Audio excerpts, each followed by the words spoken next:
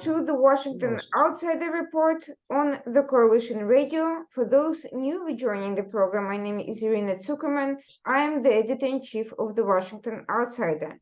With us today is a guest from Egypt, Senator Mohamed Farid, who is the deputy chairman on the Committee on Human Rights and Social Solidarity, and he is also the co-founder of the Liberal Club of Cairo, and we'll hear a little bit more about what that means in a minute.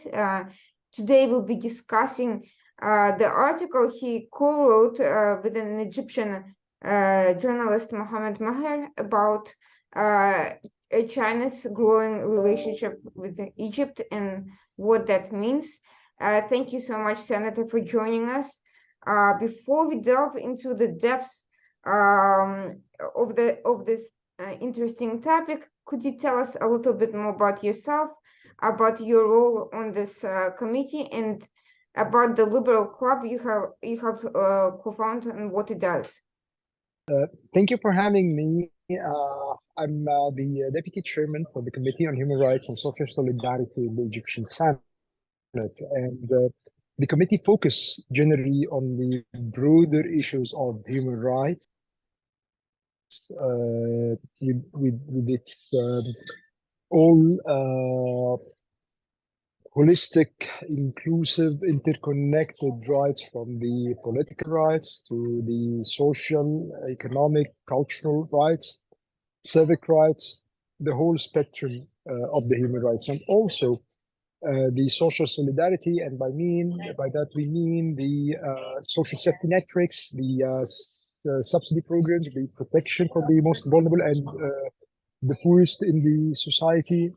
So it's a bit broad mandate for the committee, and I'm honored to be the deputy chairman for this committee. I was appointed in the Egyptian Senate in the year 2020 and October 2020. The Egyptian Senate consists of 300 members. 2/3 of them are elected, 1/3 is appointed. Before being appointed in the Senate, I used to be the head of Youth Wing, deputy chairperson for the Economic Committee in a political party. It's a classical liberal party. After that, I co-founded with a group of my friends something we call the Liberal Club of Cairo, which is a center-right classical liberal think tank. We focus on promoting and putting forward proposals and alternatives with the embedding in it the values of liberty and freedom. And our core focus on three things: life, liberty, and property. And we believe these three things should be preserved, should be conserved, should be developed and cherished. And this is the foundation for all the work that we're doing, all the work that I do in the Senate. And also I have a colleague of mine, a co-founder, who is also a member of the House of Representatives. So in a sense, this small group of people in the Liberal Club have two members of the parliament, me in the Senate, my colleague and co-founder in the House. You have no idea how I'm excited to hear about this, because classical liberalism is at the foundation of the United States, and it used to be a very important economic and political pillar of the US foundational philosophy. Unfortunately, in recent decades, it has been erased by various movements and simply lack of proper education.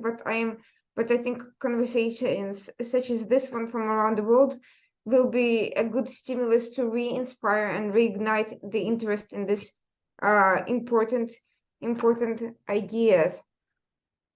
So getting back to your article, and that I think is very much a concern for everyone around the world, not just in Egypt, because of, first of all, on the one hand, China's growing influence overall, on the other hand, on Egypt's important and growing role in Africa, in global economic spheres. And in light of the various crises that have hit the international community in the past couple of years, starting with the pandemic, this intersection of these different actors and stakeholders, they can have global impact, not just local and regional impact. And the important premise in the article is that a lot of it goes well beyond the economic sphere, which in itself is, could be a separate topic for the conversation. Now, I think before we go into these issues, how China's involvement with Egypt is starting to expand to other areas, let's start with discussing this economic relationship first, just to give our audiences a brief idea of what's happening, how it all got started, why and how has China become a major player in Egypt. It seems to be a relatively recent development, comparatively speaking. Relatively speaking, you are right, yet the political ties between Egypt and the People's Republic of China is very old, back to the very first days of the foundation of the People's Republic of China. Yet the economic and political ties has evolved rapidly over the past few years, namely after President Xi Jinping took the office, and as he came in office, and of course issued his grandiose plan of the Belt and Road Initiative, and start to include countries in that huge project. Egypt was one of the countries. Since then, the snowball effect had per se moved on forward. Of course, the situation or the relations now, it's beyond the economic or the bilateral trade. A lot of activities taking place on the cultural level. I mean, even in the late 2000s, China established the Confucius Institute in Egypt and several universities to be a spearhead, per se, to spread the Chinese language, the Chinese propaganda, and to win the hearts and mind of the young people and young students. On the cultural level, also, a lot of training programs taking place between government officials, executives, and even political parties. Also, a lot of scholarships to Chinese universities being generously spread and published to attract younger people to study in China. And for many people, this is a very good opportunity for them to seek postgraduate studies, and they perceive China as a friend, as another country in the global south, standing for the imperialism, and the white man dictation against the poor nations, and the rest of the propaganda book of the Chinese. Of course, over and above that, the economic relations. In the past few years, there was a lot of increase in the Chinese direct investments in Egypt. A lot of the bilateral trade volumes has increased tremendously. And the most concerning is also the debt. China holds around 5% of Egypt's external debt. China is the third largest bilateral creditor to Egypt. So if you look at it in that view, not only focusing on the economic cooperation or the cultural cooperation and even political. I mean, the Chinese embassy in Egypt is very active in communicating with political parties, all the political parties. I am losing It you doesn't a matter little if bit, they are from the sorry. right, from everywhere. They communicate them actively. Yes. Okay. Where did it stop? Hello? If you could just repeat the last couple of sentences. Okay. Okay. So it's not only political. Sorry, it's not only economic relations or cultural relations, but also political relations. If you look at the activity of the Chinese embassy in Egypt, they are very active in communicating effectively with the Egyptian political parties, whether these parties are from the left or from the right, socialist or capitalist, according to the Chinese term. They don't differentiate. They just communicate effectively and in a very friendly way with everyone. They invite them for visits to China. They keep actively inviting them for the major events taking place, like the annual parties convention in China or conference in China. And the visits are very well organized. They meet the people with a very warm welcoming. They facilitate meetings with counterparts in China, high-level officials in China, and so on and so forth. Looking on the other side at, for example, the Americans dealing with the Egyptian political parties, for example, or politicians, the American lawmakers, usually they don't interact with their counterparts in Egypt. They just visit the government officials rarely. They meet with the parliament members of the parliament or the political parties, unlike the Chinese do. And that's how the Chinese spread their influence to the political sphere. And they started to have this great perception of cooperation with China, and they perceive China as a friend and an ally, despite the the harmful practices China do and impact Egypt.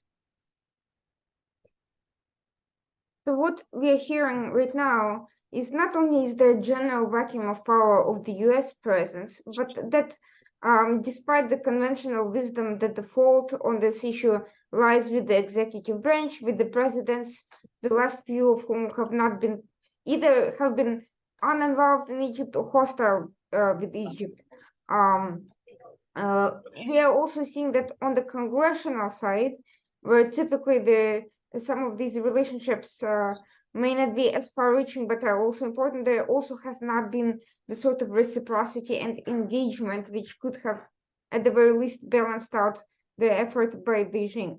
But what I'm hearing is also something radically different that also has become conventional wisdom about China's influence operations abroad, which is that it relies almost entirely on economic engagement and debt trap diplomacy to enter countries, that it creates economic incentives for wooing away traditional US allies or otherwise building its network just through financial means, sometimes detrimental to the country's long-term economic agenda. What we're hearing now is that China has adopted a holistic multilateral approach, which also involves cultural diplomacy, information warfare and propaganda, and very deep and meaningful political engagement. Its diplomats are trained in Arabic.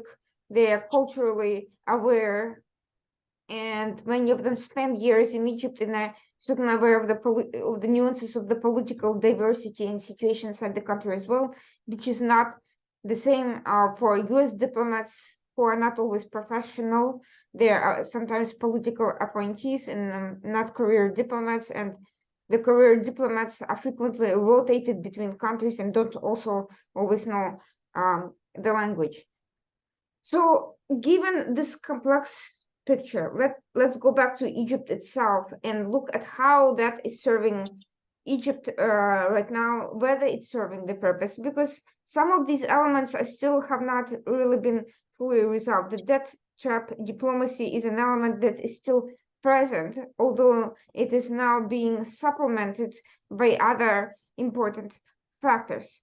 Egypt has been going through an economic crisis. Not so have many other countries affected by the war in Ukraine, by the impact of the pandemic, by the energy crisis around the world, by the Egypt is a very highly agricultural country that has suffered also the impact of local conflicts with the over GRD, with the Ethiopia,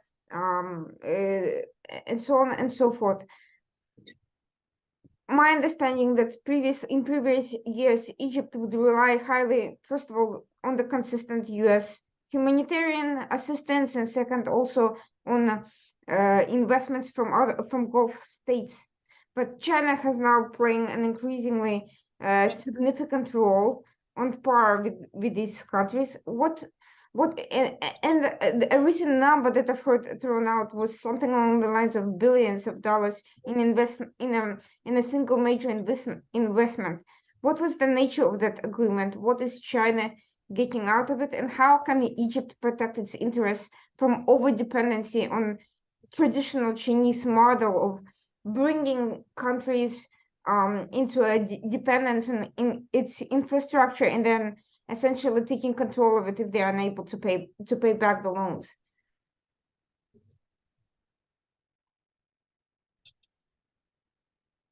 Can you tell us a little bit? Well, I totally agree with what you've mentioned. Yes, absolutely. I mean, I agree with you with what you just said. And having said that, Egypt trying always to diversify and to balance its foreign relation with other countries, but still in times of crisis, like in times of instability, like the last decade that Egypt had been through, it's important to depend on allies. Despite the harmful impact of the Ethiopian dam, as you mentioned, and it was the great role for China in financing and helping this dam to be built, and the Chinese propaganda and their active engagement in Egypt had subdued these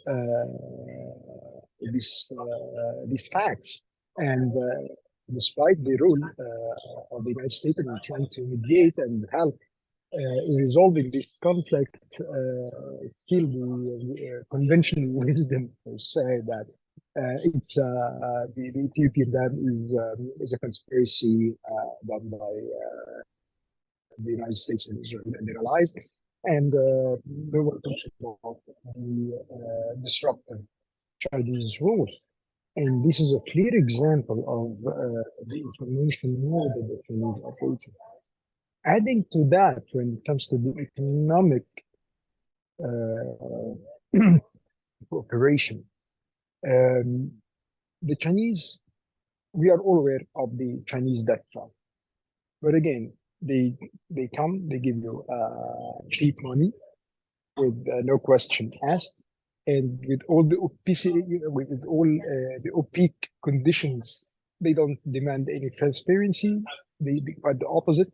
Sometimes they put non-disclosure clauses in the agreements, The loan agreements stays away from the public eye, you know. On the contrary, what happened when you go for a loan from the United States or an advanced country, there must be some measures of transparency, of course, the human rights, and now the ESG. So China became a good resort to or a lender to go to, you know. Right now, as I mentioned, that China is the third bilateral creditor for Egypt. It holds about $8 billion of debt to Egypt, and this is the last year figures. This is the most, I mean, this is the most updated figure that is published by the Central Bank of Egypt, but I believe maybe this amount is a bit more than that. China and of course, due to the nature of the Chinese model, it's common economy, so they go and order their companies, which is politically affiliated or partially or totally owned by the CCP, to go do investments in Egypt, you know, or to go invest in some area. And a clear example for that, there is a Chinese industrial zone in the Suez Canal development zone, industrial zone. And despite they have this industrial zone, this didn't stop the Chinese from using the classic tricks on abusing the advantages they have. So, for example, there is a famous case for fiberglass factories, Chinese fiberglass factories that are established in Egypt in the Chinese zone, and they use the advantage of the trade between Egypt and EU, the free trade between Egypt and EU, and they sent fiberglass as made in Egypt, but of course with dumping prices. So there have been some cases of fighting the Egyptian companies for dumping, you know, in the EU. So this is one of the examples of the malpractices that the Chinese are doing. It's really important bring the bills about these practices, and it's really important to work on opening the market for other investors from other countries, for the private sector to be able to come and have investments in Egypt. This is one of the things that we've been working on, whether throughout the parliament or as advisory or as advocacy or throughout our analysis in the Liberal Club.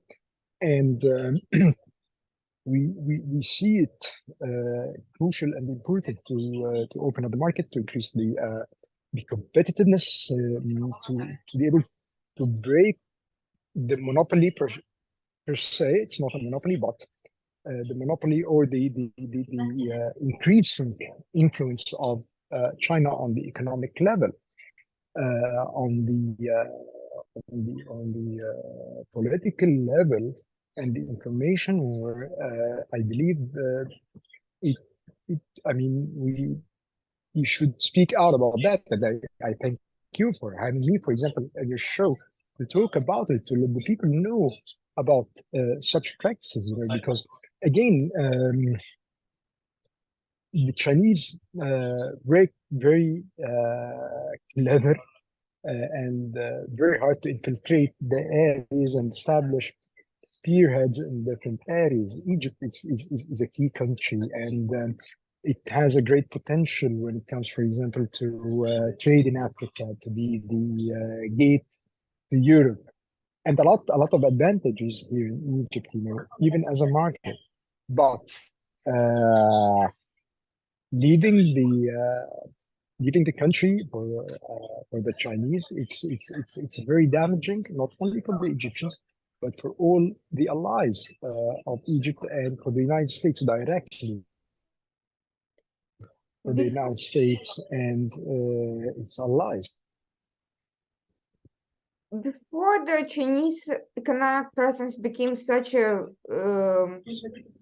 big discussion point, there was a concern by Western investors about the military's involvement in Egyptian economy, the fact that it was not privatizing and liberalizing quickly enough, and that stronghold by the military was stealing of that competitiveness. What, in your opinion, is the relationship between this Chinese now increasing control of Egyptian economy, the military presence? Are they in conflict with each other? Are they complementing each other? Has the military stronghold allowed China to enter more? What is the status, and how can both of these conflicting factors be sufficiently subdued that Western investors can feel free to come in and do business with Egyptian companies? Well, I agree with you. There is a lot of state intervention in the market, and by the state, I mean all the institutions, only the military, and right now it's an open discussion, open debate, about the role of the state in the Egyptian economy. For us, the Liberal Club, and for me in the Senate over the years, I've been talking and advocating for the government to reduce its or the state intervention to reduce its intervention and to start doing the investment and allow the private sector to work. For the Chinese, as you know, the majority or the most of the, if not all the Chinese companies are affiliated with the CCP. So the Chinese Communist Party give them the order to go do investment, and they go there.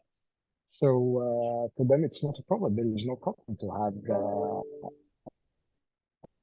a government intervention in the market or not. They stay there and they work there, and they can live with that. But because they're backed by this Communist Party, in the private sector, from the West or even for the local businesses, it will be difficult, of course, to compete with the state for uncountable reasons.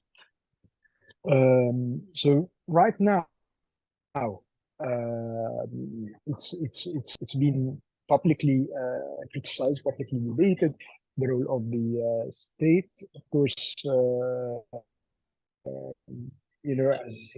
as also from the silver lining of the current economic crisis, the people start to talk and report publicly and debate the role of the state in the market. I believe with there is a great realization among everyone, and by everyone, I mean whether the government, the makers, the investors, even the laymen, about the impact of the government intervention in the economy, on the state intervention in the economy.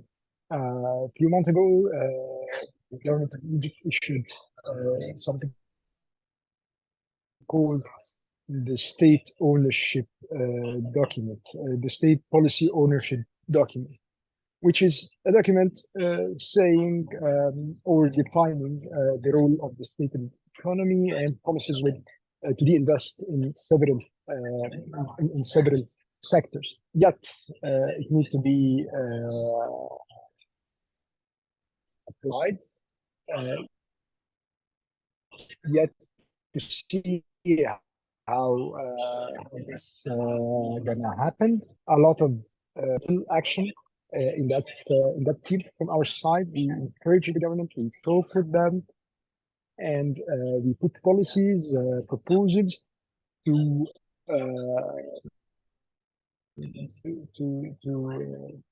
put this document into action, at least, to announce a clear time frame for the investment, a clear plan for that, and we keep pushing and pursuing for that.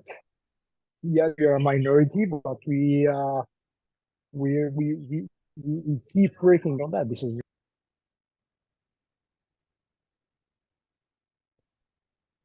And which sectors of the economy, which industries are most dominated either by state or by Chinese involvement? well, basically the construction now. There are the fiberglass, some chemicals. Few weeks ago, there was a memo of understanding between the Chinese and the government of Egypt to start investing in the green hydrogen.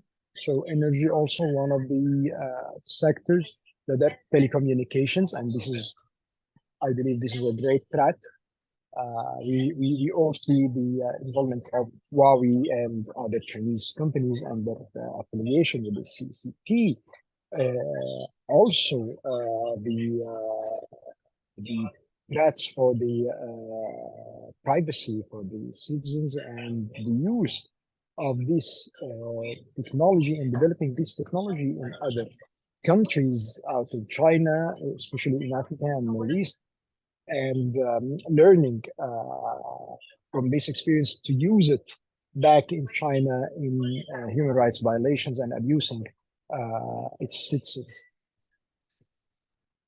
One of the concerns from the U.S. perspective is that military programs frequently rely on civilian infrastructure, such as telecommunications, cyber, and so forth, for support in operations. And cyber and telecoms have been part of the Belt and Road Initiative by China around the world, not just roads, bridges, ports and airports, the traditional physical infrastructural projects, but also these communication and cyber structures. And there's a concern that China is looking past even building a surveillance state in Egypt or whatever. We're not talking about simply human rights violations for their own sake, but the fact that it's looking to create a military footprint for its own intelligence and other operations in the region through Africa, through Egypt, and in the East. How valid are these concerns? Well, when it comes to the military activities, no, it's not really valid because this is an issue of high sensitivity here in Egypt, and nobody, I mean, literally nobody, the government or the common people would accept such a thing, So this is a no. This is a huge red line, when it comes to military intervention or military or even cyber warfare, footprint in Egypt. So this is totally refuted and disputed, and yet I understand and we witness in some situations where the US fleet is harboring, and go there for exercises. So yes, I believe it's a legitimate concern, but when it comes to Egypt, it's not the case. I'm going to ask something a little bit provocative. Bear with me for a moment while I set up the question for the audience who may not be aware of the development. But my question is not what you may think initially what it's going to be. Recently, President Sisi paid a high-level visit to Saudi Arabia, where, as it was reported in the Western media, and I'm being very careful with my use of words because that reporting is also not always complete or accurate, which is why I'm phrasing it that way. It was said that the Saudis denied further investments without particular reforms, which included changing officials in charge of the economy, instituting measures devaluing the Egyptian pound, and so forth. Now, I don't know how, first of all, whether the reporting is even accurate and if that was the nature of the discussions.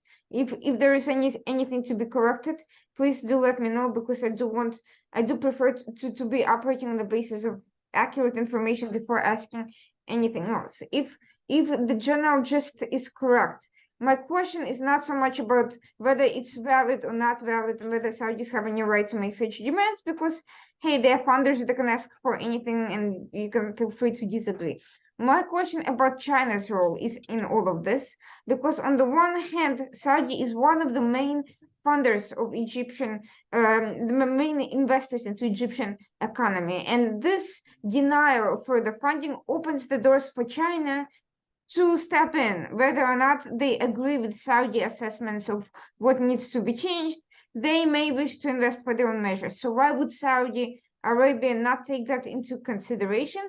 Or if they are in fact taking it into consideration, is it a concern that China is brokering these agreements with Saudi in various countries in the region, and therefore making an impact on Saudi relations with other countries by virtue of playing that diplomatic role? Are they having outsized influence on Saudi and other countries' environment?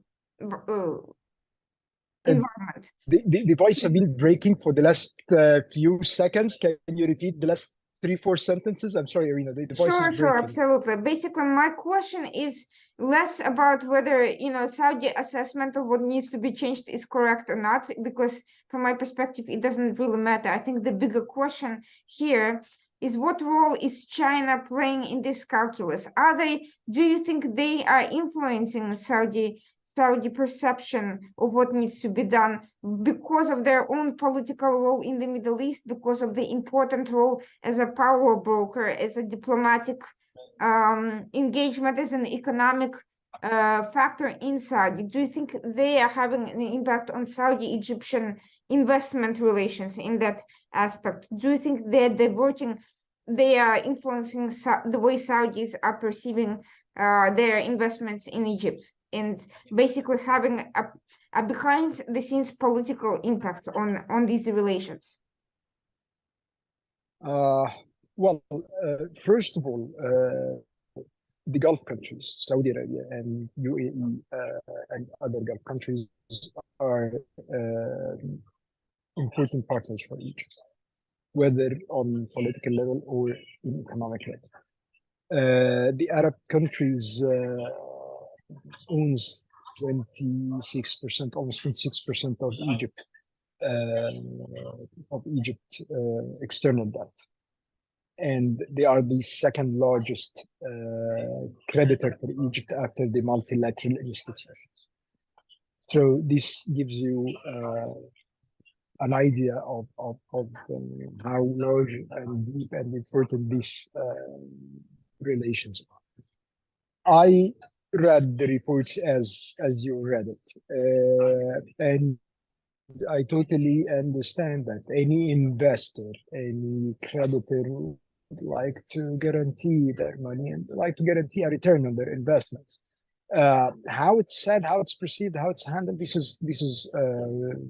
these details I have no idea about it, but it was clearly that the Minister of Finance, the Saudi Minister of Spain, is stated about that the age of the free money or support without questions is gone, and it's a legitimate concern and totally understandable.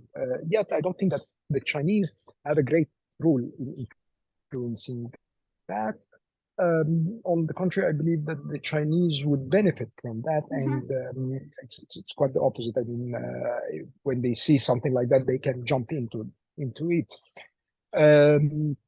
I believe that Egypt clearly in economic crisis, and how I perceive it, that as earlier I told you, there's a silver lining in every cloud, and probably the silver lining is to take serious measures in opening up the market and increase the competitiveness and reduce the state footprint in the market. Of course, this couldn't happen overnight. It's impossible to happen overnight, and there are a lot of things on stake and a lot of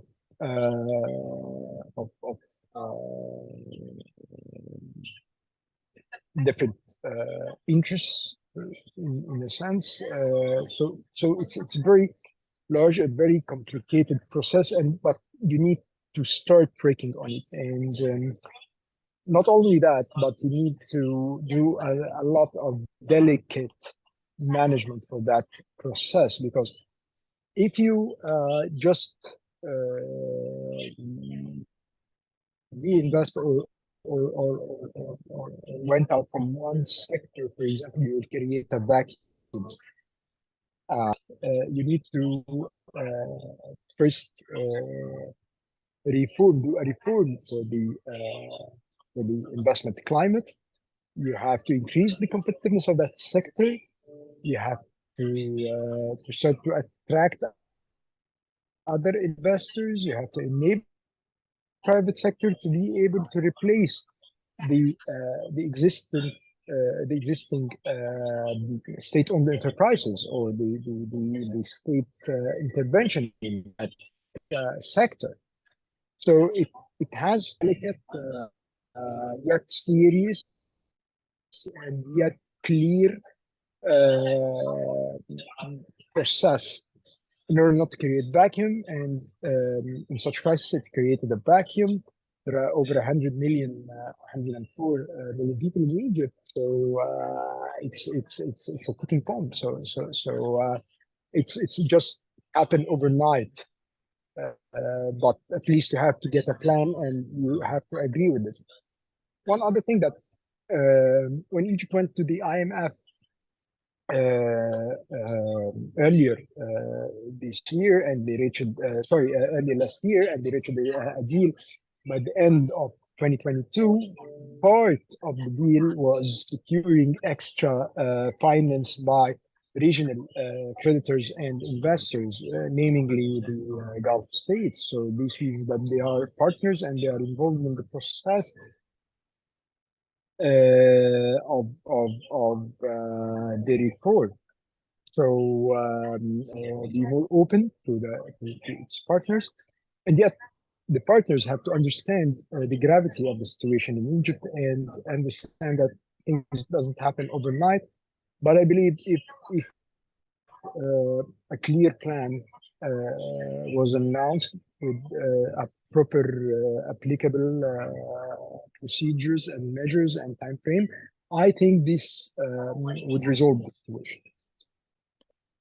Among all these developments, I'm curious about the role of the US, because I've heard a lot of statements from the administration and from Congress about, first of all, about military sales of military technology, and also about some humanitarian issues and occasional statements about human rights, this and that. I have not heard much about the economy, about any joint US-Egyptian projects, about any plans for agricultural kind of localized agricultural investment. In fact, since the US pledged $500 million for climate change reparations, I haven't heard anything about any specifics of how that would be worked out in and within Egypt, whether any of that can be used to offset the impact of the war in Ukraine on the agricultural disruptions, fertilizers, price of wheat, and so forth. How is that playing out in practice? Is there any deeper, mid-level diplomatic and official engagement, or is this all just talk, and has there been not much happening?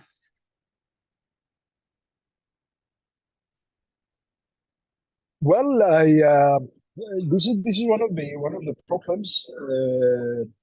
We suffer a lot from the Russian invasion to Ukraine. Mm-hmm. It's insane. If you look at it like that, Putin decided overnight to invade neighboring countries, and all of a sudden, an Egyptian children suffer from malnutrition and high food prices, and they cannot afford the proper nutrition. It's really insane if you look at that level. But this is how it is.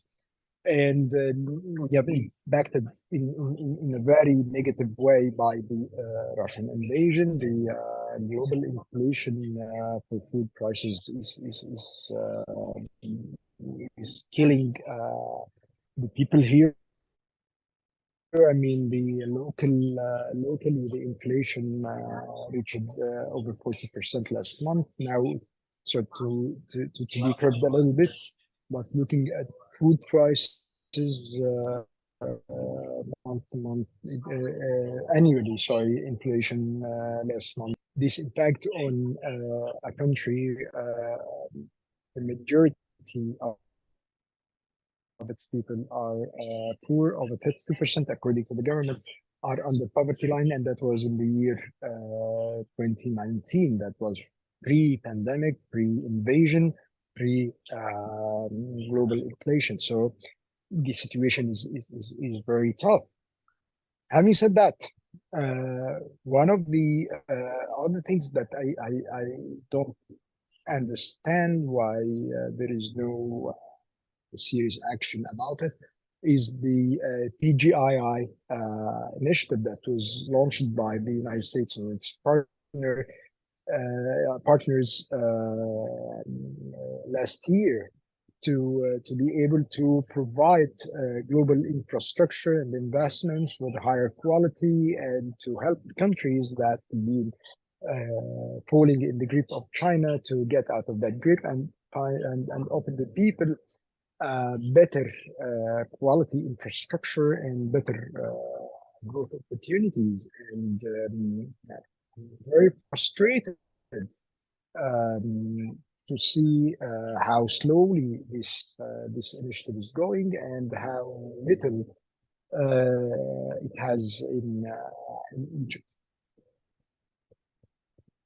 And are there any dialogues, discussions on other related matters, whether kind of agriculture projects, because to kind of offset the limits of what's happening with wheat imports, or to kind of create more of the local importation initiatives from maybe in Africa or anything else? Irina,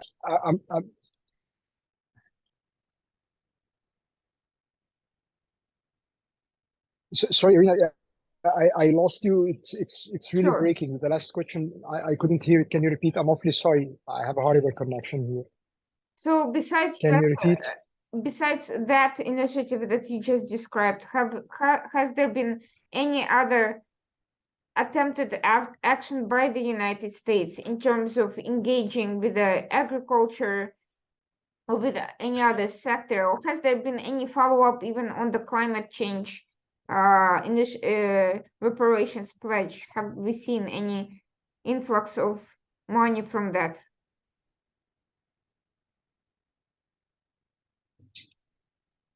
None of I'm aware of. Well, that is very interesting to know, because it certainly made a lot of press when it happened, but since then I have not heard anything, and I've been following all of this relatively closely. So I kind of want to get back more to China now and to discuss some of the other issues you brought up in your article, which is, while this economic component has been obviously very troubling and important, no less incredulous to me is the fact that China is operating its Confucius institutes without limitation, and it's true not just for Egypt but for many other countries. I understand the advantages from the perspective of the students, but is there any concern in the government about the indoctrination of these students and the fact that China is essentially using its initiatives as an intelligence operation?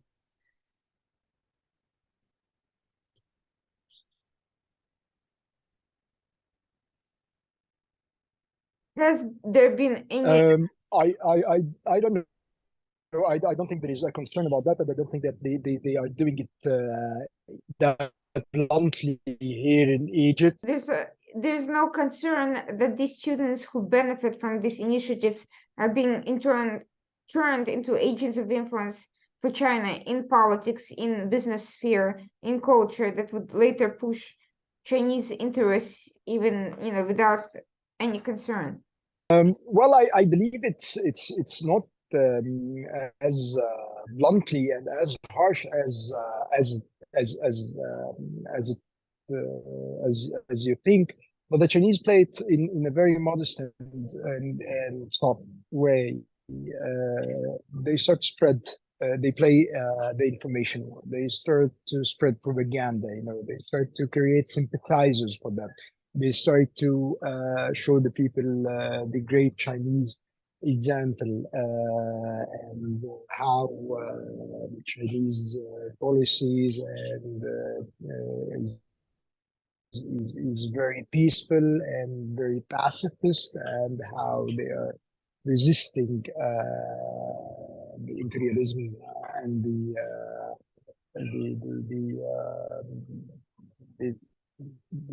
what I'm trying to find the proper word, the American leadership for the world, who's taking the world into a doomed path, and the rest of the propaganda. So they are successful in that, and many people, whether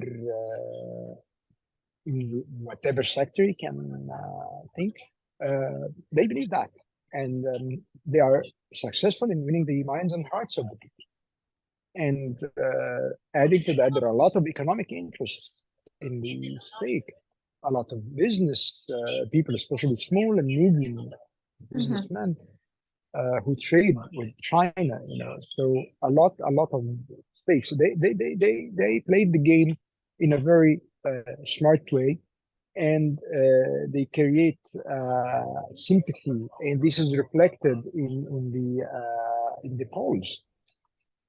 And people perceive China as a friend and as a ally, while the United States role, it's important and everything, but they are not as friendly and not as friends as China. And the general sentiment that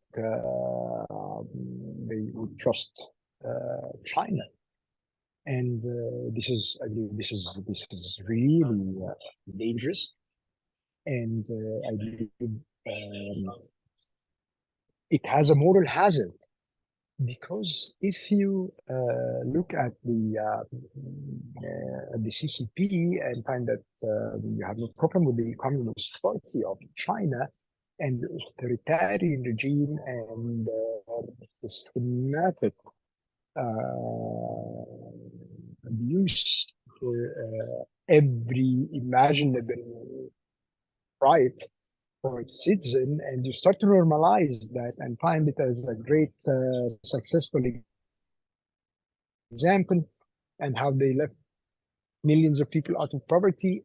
If you normalize that and people start to accept it, there is a huge moral hazard that people will accept authoritarianism and dictatorship and intervention in the rights, and they will even forget the rights and believe it's a privilege per se. And this is really dangerous thing if you're talking about democracy, liberty, and human rights. And one of the things that I believe that the United States and our friends in the West don't really get it, that in Egypt and many countries in the Middle East, we don't have this democratic tradition. We don't have this deep appreciation and understanding of human rights. Until now, people perceive human rights as privileges, as a Western agenda. And the Chinese would love, and they ramp up on that.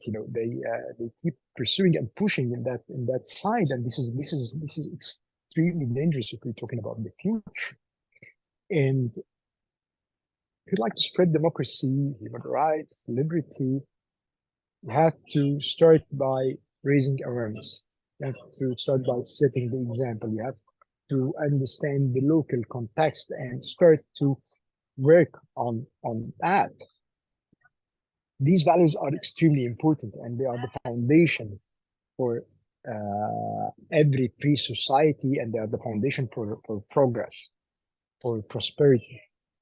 And if you tackle it in the wrong way, if you allow China to spread its influence, soft power, and the information war and the propaganda, you will end up with people accepting the abuse and accepting the authoritarianism and lack of tolerance and lack of pluralism.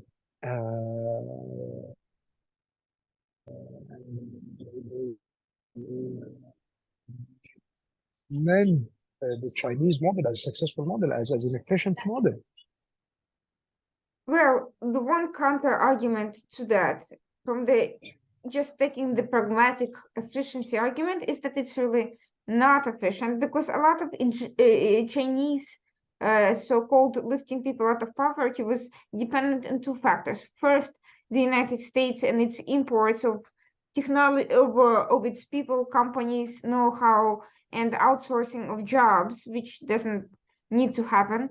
And the other issue is from intellectual property theft, which produces inferior products and stifles local innovation efforts. And when we talk about, you're totally right. You and I know that. I'm sorry for it's actually much more damaging to Egypt than it is to the United States, because China has no interest in lifting Egyptians out of poverty, because then they will no longer need China. They can produce their own things. They can build their own infrastructure. They want to create an economic kind of model where Egyptians are dependent on Chinese products as well, and cannot innovate on their own. And whatever innovations yes, they do you develop, and I know that. That is the problem. That I think this kind of argument, I think, will be more effective than human rights when trying to counter this Chinese propaganda. They do not actually benefit population or their pockets. And frankly, giving big loans to the government does not automatically translate into jobs, into security, or into food on the table. Totally right, totally agree. But this is you and me discussing that. I know this argument by heart. But if you look at the Chinese propaganda, especially at the property rights issue, which is, I believe, it's crucial, and it's a foundation for any prosperity, for any progress, for any innovation. What the Chinese said, especially at the pandemic time, they said that the West, the United States, refuse to help the people by lifting the property rights for vaccination.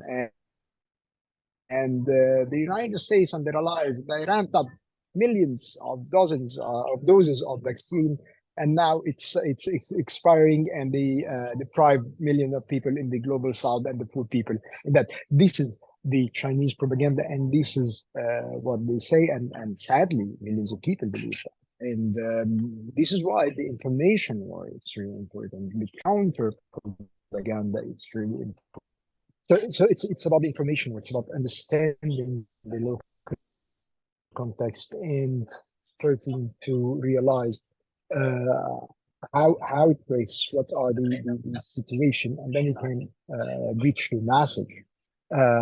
As I mentioned, the Chinese, for example, during the pandemic that had been saying, see, the property rights in the United States and the West have refused to lift the property rights over vaccine, and this deprived millions of people of affordable vaccine.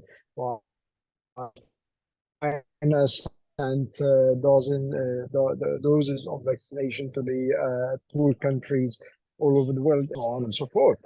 And when after that, the research say, see, the reach note to the United States and the West had wrapped up millions of unneeded doses of vaccine, and now it's expiring, depriving the poor people from the vaccine and allowing them to lose their lives. While nobody talks about the mismanagement of the CCQRP and the denial lying about the outbreak of the pandemic and the influence of the World Health Organization into that, and all the horrible events that took place during the outbreak of the pandemic. Until now, also they refuse to allow people to investigate the origin of the pandemic. So this is how they play. As I see, there's right now a huge disconnect between the problems the international community and the US in particular is facing from countries like China and their ramped up information warfare and messaging capabilities, and diplomatic official understanding of local context in target countries in general, and in Egypt in particular, and capabilities, current capacity for countering that sort of messaging and developing anything. We are at a very rudimentary stage with a very poorly equipped government apparatus for that purpose. We had those capabilities during the Cold War. We specialized in that and we achieved some level of success. But since the fall of the Soviet Union, this has been relegated to the back burner until these skills have been lost and a completely different mindset set in with people not knowing languages, local cultures, understanding mentalities of different people, and seeing everything through a very ideologically US-centric context, which does not work when you're fighting information wars. So I think this is a very serious issue you're bringing up. I think it's well worth considering, and I think that the private sector today may be better equipped to be developing that sort of counter messaging than the US government, or frankly any other government. But I think it is most certainly should be prioritized, because the problems are not going to go away quickly, and US influence is being pushed out from everywhere and limited and minimized, and I don't see anyone fighting back. But that also brings us to an issue that goes hand in hand with information war, which is this political engagement that we mentioned at the start of our conversation. The fact that the US has not been proactive in bringing Egyptian lawmakers in identifying potential partners that could be helpful in making these conversations. As a matter of fact, as far as I see, with the exception of a couple of lobbying companies hired locally in the United States, whose success I have not seen, other than maybe some visits and photo ops, which would have probably happened even without their involvement, given that they are official state visits. My question is, what can there be, given that some of these lawmakers simply have no idea that this is even a possibility or that it's needed, that there's no centralized coordination among all these offices and agendas? Can there be an initiative by the Egyptians to kind of start the process with the Americans and then kind of push for reciprocity or suggest it directly? I don't think it's the issue of people being close-minded. I think it's the issue of them not even knowing that it's a possibility or that there is interest.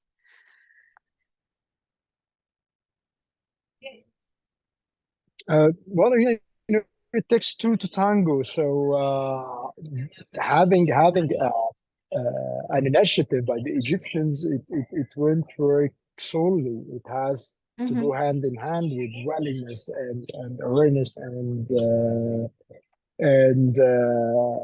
initiative from the American side.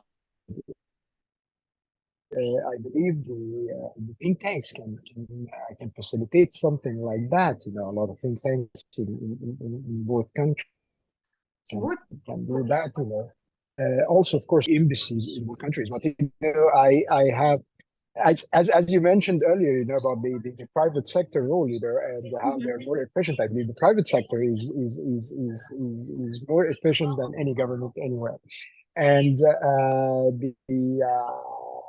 taking the initiatives, from think tanks, from private sector can be more efficient than relying on bureaucrats. With all due respect to them, of course, but I believe talking about efficiency, it should be done like that. And one other thing, it's really funny because we talk about the importance of democracy and how democracy matters and how it should counter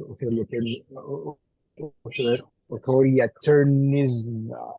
Sorry for the English, but still, what happens that when politicians and lawmakers they don't meet with their counterparts, you just encourage or empower the executive branch over the legislative branch by the end of the day. So you end up, if you boil it down, you end up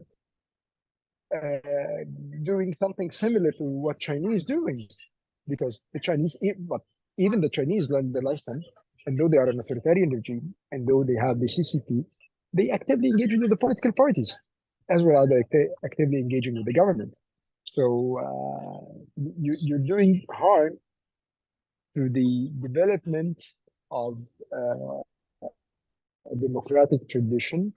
You're doing harm in building up democracy or developing it forward by just neglecting the legislative branches or don't meet with the counterparts properly or trying to reach a common understanding. You just made a very important point, which I'm not sure that US or many other people think about, because people talk about exportation of democracy as if it's a product that you put in a package and you send, and somebody on the other side opens the package, democracy comes out, and you just put it on like a t-shirt. But building democracy or engaging in democracy is a process. It's a process of institutional building, education, discussion, political discussions. What I'm not seeing US doing around the world is actually engaging. There's a couple of institutes, the National Democratic Institute and their Republican counterpart, by the way, they have nothing to do with the political parties, and frankly, they don't really, there's not much a difference between them as far as I know. But besides these, election-focused initiatives, I have not seen much best practice sharing focus on high level among willing participants from various countries in the US. I have seen a lot of talk. I have heard a lot of statements from the State Department, lectures, finger wagging on TV, and a lot of one-sided resolutions from Congress. What I have not seen is bringing people for working sessions to discuss the process of going there, organizing meetings and small groups and training sessions, and this sort of institutionalized relationship building that could create very focused, very concrete assessments and initiatives that could propel specific things forward instead of just talking about big ideas and philosophy that leads to nothing but mutual frustration. So that is definitely something that I think could be interesting. The only issue is bringing together the right people from both groups and keeping it small and manageable, and not just with overly lofty initial ambitions. But I think if there is a list of concerns, interests, and discussions on whether on the political process and strengthening institutions or on substantive issues, healthcare, education, anything else, agriculture or specific industries, economy, things like that, that also I think can be discussed and should be discussed, and there should be a lot more dynamic between US and her allies, for sure. How do you see that happening? How do you perceive that process on your side? Well, actually, there is a foundation for that. Many programs that taking place for exchange throughout the State Department and the U.S. Embassy. We need to ramp up on that and to increase it. For example, one of the great programs is the IVLP. This is the International Visitor Leadership Program. It's an amazing program, and it gives the people participate in it a true understanding of the nature of the issues in the United States, and they give them the exposure for what's happening in the United States, and also with other participants from all over the world. This is, for example, a very good example for a cooperation program. Scholarships is also important, and increasing the amount of it is important. Economic cooperation is crucial. Education, cultural cooperation. There are foundations for that, but what I believe that these should be increased and ramped up, and try to compete, not to compete, but to beat the Chinese influence in Egypt, because still, as we were talking, it's about the moral hazard of normalizing the authoritarianism, and the moral hazard of seeing an authoritarian regime as an efficient regime, and buying up the propaganda and disregard the facts, and this is really really dangerous thing. So simply, if we believe in strong and vital partnership between Egypt and the United States, we should stand for this partnership, and we should walk the walk and talk the talk. Thank you so much for your insights and your comments into this important topic. There is a reason to be concerned about China's growing involvement in Egypt. It's growing way past the well-familiar economic paths. It's expanding into the cultural sphere, into information sphere, and information dominance into the political sphere. And it's only a matter of time before China entrenches its positions in Egypt sufficiently that fighting back is going to become very difficult. The good news is China is not an all-powerful, flawless country with no problems. It's got its own economic problems.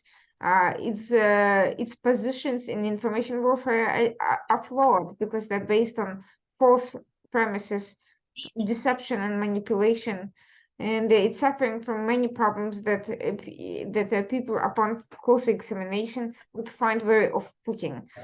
The lack of messaging by the US, by other Western countries, the vacuum of power, the failure to follow up on promises, on engagements, on announced programs, that's the real issue here. It's the lack of political will rather than China's hegemonic ambitions that are causing, that allowing China to come in. I think most people would rather be dealing with others. China's problems and their problematic approaches are well known by now. And the good news, thanks to conversations such as this one, we can re-examine things that have worked in the past, various openings for great engagements. And the way to fight China is not just by focusing on China, it's by focusing on having and building good, positive, strong relations that last.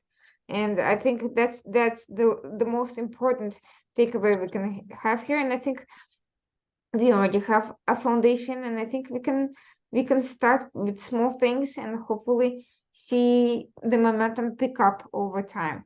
Thank you so much to Senator Farid for joining us today. For those watching the program, this was, as always, Irina with the Washington Outsider Report on the Coalition Radio. Thank you for watching us today. We'll be back again next week, same time, Tuesday night, 9 p.m. And please join us then. Thank you so much again. It was a pleasure. Thank you for having me. It was a pleasure. Thank you very much.